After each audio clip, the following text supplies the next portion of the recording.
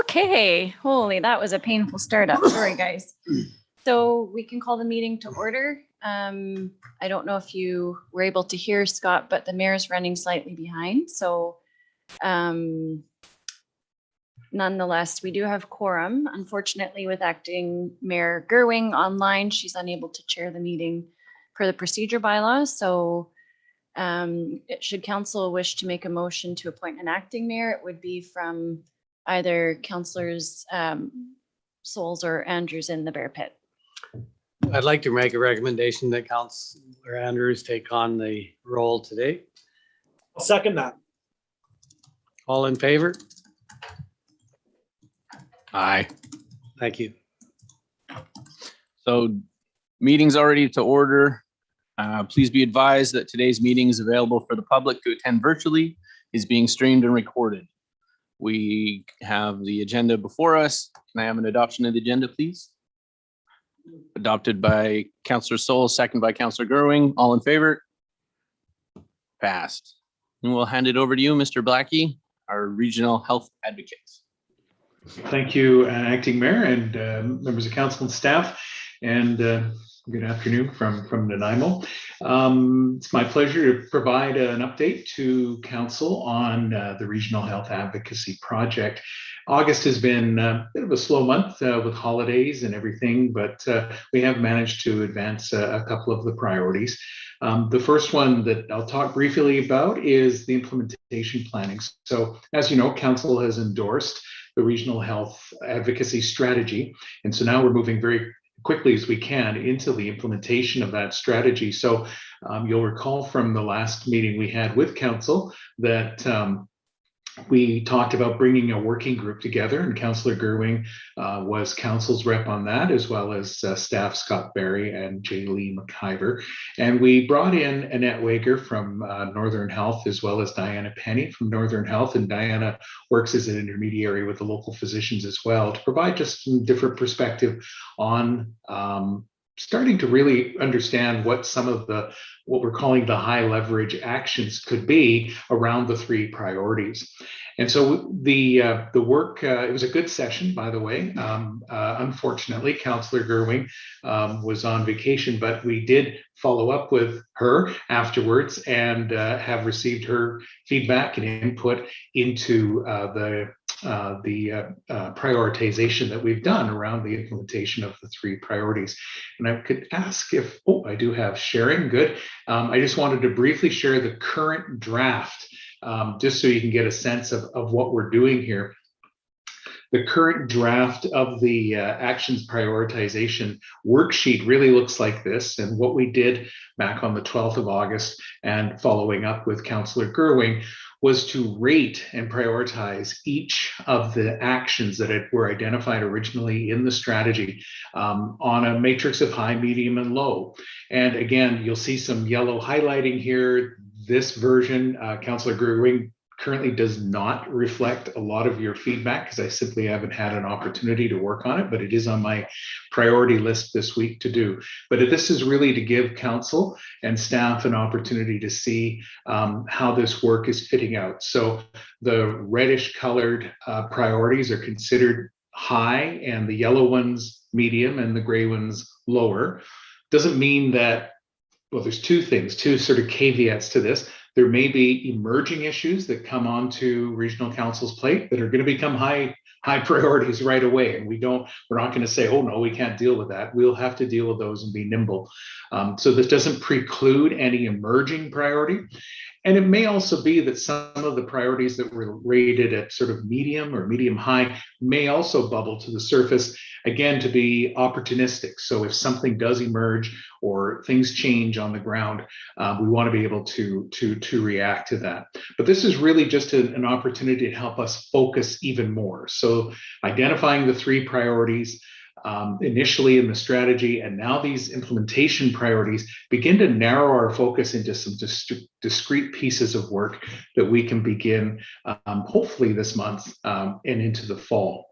So I'm just scrolling up here so you can get a sense that they've been, the thing is set up, with the recruitment and retention is priority 1, priority 2, patient transportation. So we're looking at, building that relationship stronger with BCEHS, and not just that, and certainly that was the feedback that we have received, as from an advocacy perspective, it's really holding feet to the collective fire, to around air ambulance services, around ground ambulance services, those sorts of things. And also with virtual care, it's working with Northern Health to really, how can the Northern Rockies and how can the community stakeholders help Northern Health develop its business plan around a CT scanner for the Fort Nelson Hospital, but also looking at other options around virtual care, including the My Health Key personal health record project that Northern Health is rolling out. So over the next week or two, I want to engage, I want to incorporate Councillor Gerwing's feedback into this and really get it finalized so that we can have a work plan starting fairly soon in, as I said, the next few weeks of some key issues that we can start to focus on in terms of the regional health, strategy itself. So that's where things sit with that particular piece around the implementation. Feeling optimistic by the time we connect for October's meeting that this work will be mostly underway. Were there any questions about that piece? I realize I kind of went through it very quickly. I do commit to share with staff and council the finalized version of that table once I'm able to incorporate everyone's feedback into it. So it will obviously be coming back to you for information and endorsement if necessary. Any questions, Acting Mayor or Council or staff before we move on? I have a question. Yeah, go ahead, Councillor Gerwing. Thank you.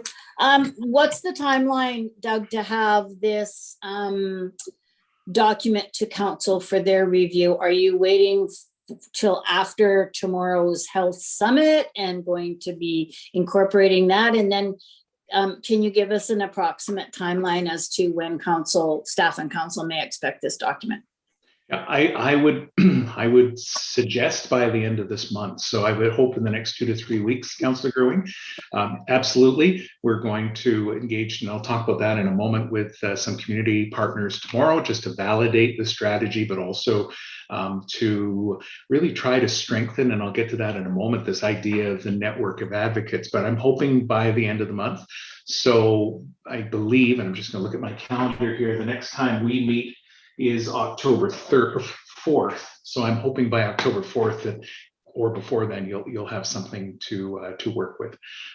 And that's my goal, is to try and get things really, the working phase of this. We've been doing a lot of consultation, a lot of thinking, a lot of planning, a lot of meeting. And it's been a relatively slow process over the summer, as these things usually are. But we do, or are moving into a prime time now to get attention of key folks. So that's the plan. Okay, thanks. Doesn't look like we have any more questions. Yeah, fair enough. Yes. So just moving right along, as Councillor Gerwing said, tomorrow we're having our Community Partners Summit, and this is just part of the ongoing consultation. Our hope, and the numbers are fine, but they're not. I don't have a current list of RSVPs at the moment, but our hope was to get a slightly broader cross section of the community in terms of health and social services, but also business and industry, to really twofold, to provide a bit of an overview of the strategy and process, getting their feedback and validation, and more importantly, as I alluded to earlier, this idea of a network of advocates. So really challenging the folks that are attending within their own sectors. How can they also advance the vision of the Northern Rockies for equitable access to health services for the people in the Northern Rockies? So a lot of, these sorts of workshops and meetings where, people can come and they listen and they talk, and at the end of it, it's like, okay, we collectively take away all their information and do something with it. The slight difference for tomorrow is we're going to be asking people to commit to an action of some kind, to help out the Northern Rockies with this, rather large priority, which is, the equitable access to health services. Council certainly is going to be leading that charge, but it's council's partners that begin to strengthen that conversation. And this work of sort of engaging with others who can also advance the priorities of the Northern Rockies will continue into the fall.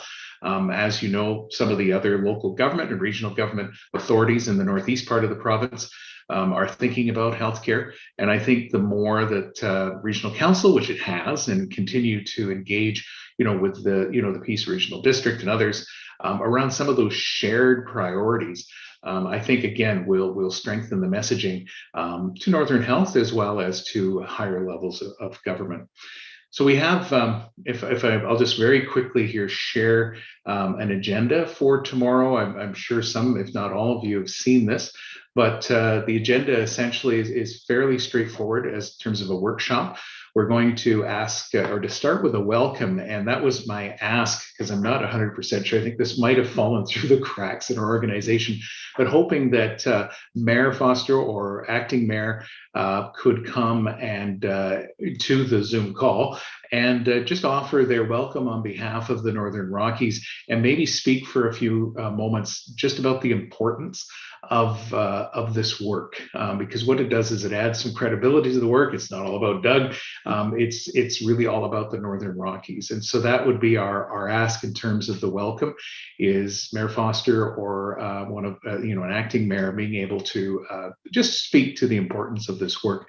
We're also, I do need to engage or re-engage with Chief Gale as well, just around her also offering a similar message. And really what we're going to do is offer a very quick overview of the strategy and actions. I've put a very quick, I think, 6 slides of PowerPoint together, just really to give people a taste of the work that's been going on since the spring. And then really moving into a couple of small group dialogues. The first is to talk a little bit about getting some feedback from people about the priorities, about the approach, and having them summarize that, taking a bit of a break, and then moving into the real meat of the afternoon, which is answering the question, how might we collectively support the priorities and strengthen this idea of the network of advocates to advance the Northern Rockies vision. And then each of the groups reporting out. And then from there, I think we'll have some additional feedback for the strategy itself, which will then feed into the implementation strategy, which was Councillor Gerwing's comment. But also, I think it'll help to socialize the strategy and the priorities with these other community partners. And get them thinking about, what they also might be able to do to advance the agenda as well. So that's coming up tomorrow. Unfortunately, it was meant to be an in-person event, and then it became a hybrid event, and now it's a Zoom virtual event, mostly due to the public health restrictions in the north right now. And I think we got some feedback, I believe, that some of the participants were a bit nervous about suddenly moving into an in-person small group, even though we were asking for vaccination status. It just seemed, I think it's a bit early to be doing some in-person. So disappointingly, we had to revert to I guess what we've become more accustomed to now, a virtual event. And then hopefully, if we are able to have a follow-up event, perhaps later in the year when things hopefully are better, we can in fact do that. So we talked a little bit about that. Any questions about the summit and or comments before I just wrap things up? Just have a small item at the end here.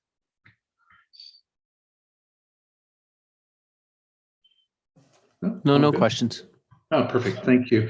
And then just the last one was we've continued to just kind of, on our radar, pick up different things. And I was reviewing the Connecting BC report that's been done by the Auditor General, just trying to understand if, what component of that $190 million fund has been directed to the Northern Rockies, or at least the northeast corner of the province. It's a bit hard to get information from the public sources, so I may have to just deal with directly with government on this. Fortunately, I have a contact in the Ministry of Citizen Services at the executive level, so I might be able to get some additional information. But I also understand that the Minister, Citizen Services, Minister Bear, was recently in the Northern Rockies, and I'm not sure if I do need to cycle back with Jaylene and Scott just to see if, in fact, Minister Bear was able to offer anything in terms of this Connecting BC initiative, because in terms of broadband and virtual care, this is critical in terms of addressing issues of digital equity. And while the Northern Rockies, I think mostly because of industry, has fairly good 3 and 4G coverage for wireless, high-speed internet is still something that's a luxury for a lot of people, especially out in the rural parts of the region as well. So as we start to look at the emergence and the normalization of virtual care, either on handheld devices or in computer, you desperately need that backbone of accessible, affordable broadband. So when we look at some of these provincial funds as well as the federal funds, always very curious to see who's actually focusing on the Northern Rockies with those sorts of things. And so that was our report for today. As I said, we've got a lot of work in the next 2 or 3 weeks to get the implementation work done. We've got tomorrow's summit that we want to do as well. And get that out of the way. And I think that's going to be really valuable in terms of helping us form out the strategy going forward. And then, just really starting to buckle down and figuring out a go forward process as well with staff and council about how we actually want to operationalize this. Because right now it's been sort of a very good collective effort with council and with staff to sort out the strategy itself and the consultations and the development of the plan. But once we implement, I think we need to have a conversation just about what potentially that can and should look like, because there's an awful lot of intelligence that's coming into your offices and your tables, as well as mine, and we have to figure out a way to connect that up a little bit. Other than that, I think we're in fairly good shape for the project. And again, any general questions or comments from council or staff. And that's really all I had to report right now. Hopefully to have something a bit more fulsome for you on October the 4th.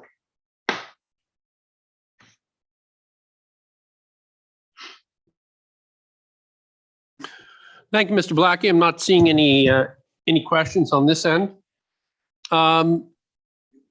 Councillor Roper, you didn't have any questions, or Councillor Gerwing?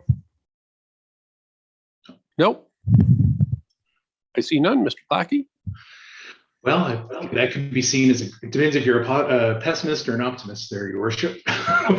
good thing or bad thing, but as usual, my email and my phone are always on and open.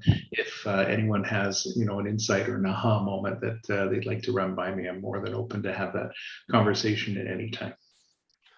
So I apologize for my lateness to the meeting today.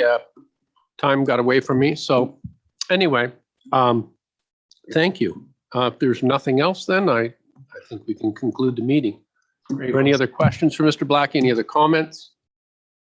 Anything else you wanted to say, Mr. Blackie?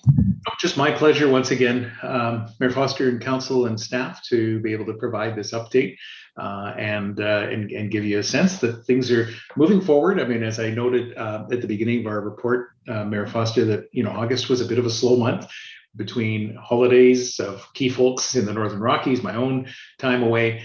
So we were able to advance a few key priorities, but we're expecting that this month and into October is where we're really going to, rubber will hit the road, so to speak.